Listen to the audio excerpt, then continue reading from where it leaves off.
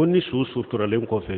n'u bɛ sigi ka dugawu kɛ ou bien n'u nana so u bɛ dugawu kɛ wariw bɛ minɛ dɔ wɛrɛw bɛ cogo di an ko ciden sun ka baara la a ye xeeretu fila dɔrɔn de fɔ a ko ni sallira su kan xeeretu b'i ye a ko ni tugura su kɔ ka taa a kaburu la a suturalen ɲana xeeretu b'i ye yala xeeretu sabanan fɔra su ko banna nin ko fila de la ka salla ka ou bien an taara kaburu la a suturala n'a suturala hadisa sabatira kana rasulullah sallallahu alaihi wasallam ja farqa min dafni al-maut wa ghafa alayhi wa qala astaghfiru li akhikum wa sallallahu lahu tasbita fa innahu la'ana yushalu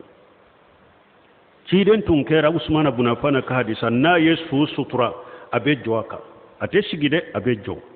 aba fo sebaw ye ay ala delala ka yafa bari mama akala delala kan ne sabati sisa ubena nyininga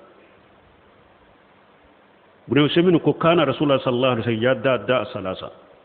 ciden kallada tundo na alebe do ka be do ke sinya sabari aba fo allahumma aghfir lahu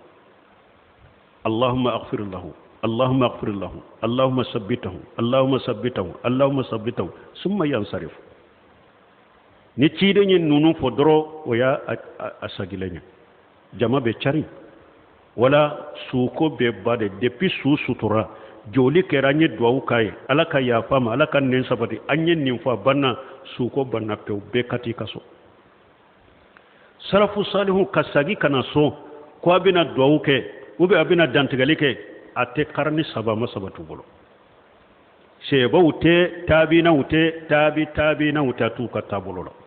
nun karni saba nin jama kulu saba ka suko banyoro ye kaburu de woye suko banni pe na yasuru na yesu sutura milla bennon de beta dugutama de la atigi beta ka dugutama la milla bennen do betin ka foro de atigi beta ka foro la milla bennen do betin ka dukono be sagi kana ka dukono o ya banne pew bo banni kera munum bolo na yasuru min banna a banni juweruka uba fo ma tajiya ni na bebbe sirala na benna ibe atajiya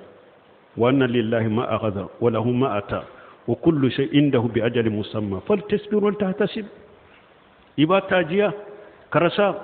ايوا على يمين منا على تارو على يمين ده على تارو اي يمين منا على تارو ni nimbe la jali do de bila ni kala jali seray be tari ay sabali ado mimmina ni la ala bi sallallahu alaihi ba fo ni de matajiya ni na tigi be be sirala na be ne be nim fay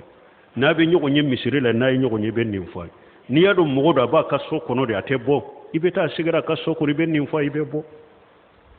o yesu suturali kofe donc su kan ko yeninde me do wori munumbe mina ndella ko fonko kitabu do be ba fo hakamul janaiz o yeshe ununun ka kuma fara nyogon ka kono o yemmin jabi janaja kola useminu nunun bala bumbaji nunun bala Cheikh Albani nunun bala o ko min ye ko do wori banni kofe mogo ka fo ko do wori le sirito la dinala qarni saba atunte umamina e haranyere burusula ka koro o do wori tumbe ha do wori tunte hari sisa burusula ni banni keresi go be de menyini mogo fe dugu ba sigi inde ne ta nyini de ni na songo nyini yen ni be do dina fono